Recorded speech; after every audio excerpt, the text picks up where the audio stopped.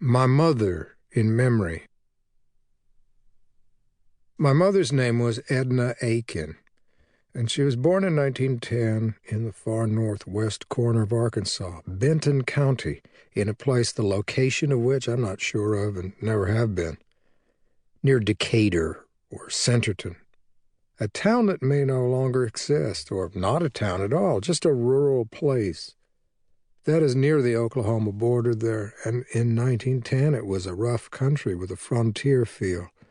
Only 10 years before, robbers and outlaws had been loose on the landscape.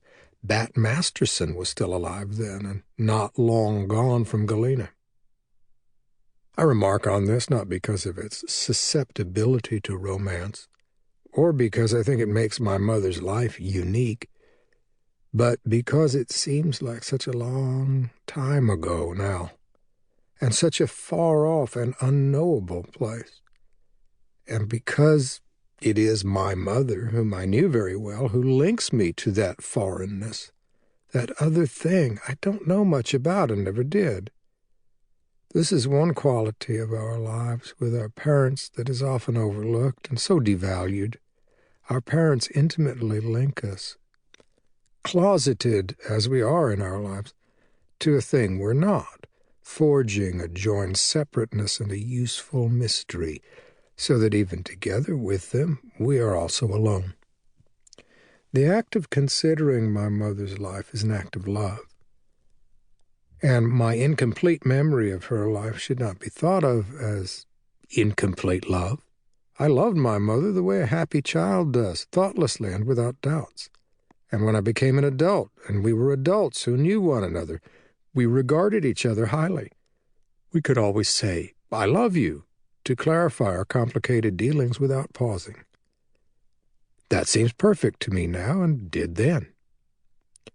I've already said that my mother and my father were not a pair for whom history had much to offer.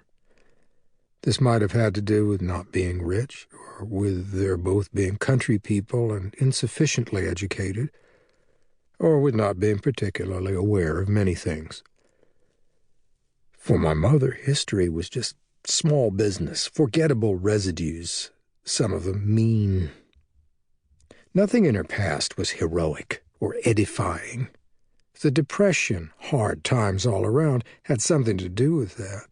In the 30s, after they were married, they lived simply and only for each other and for the day. They drank some, lived on the road with my father's salesman's job. They had a good time and felt they had little to look back on and didn't look. About my mother's early life, I don't know much. For instance, where her father came from. Aiken suggests the possibility of Irish Protestants. He was a carter, and my mother spoke of him lovingly, though not at length. "Oh," she would say, "my daddy was a good man." And that was that. He died of cancer in the 1930s, but not before my mother had been relegated to him by her mother, almost a waif. This was before she was 12. My sense is that they resided, daughter and father, back in the deep Ozark country, near where she was born, and that for her it had been a good time while it lasted. I don't know, however, how long that was, or what she was enthusiastic about when she was a young girl, or what her thoughts and hopes were. She never told me. Of her mother there is more to say, a story. She was from that same North Arkansas backwoods and had sisters and brothers. There was rumored to be Osage blood, oil well Indians who'd lost it all. But I know almost nothing about my grandmother's parents, although I have a photograph of my great-grandmother and my grandmother together, along with my grandmother's new second husband, all of them seated in a rustic farm wagon. My mother is in this picture, but in the back. It is a photo posed in a studio, possibly in Fort Smith in the mid-20s. It is meant to be comic. My great-grandmother is old, grim, witchy-looking. My grandmother stern and pretty in a long beaver coat. My mother young with piercing dark eyes aimed straight at the camera. Nothing is particularly comic.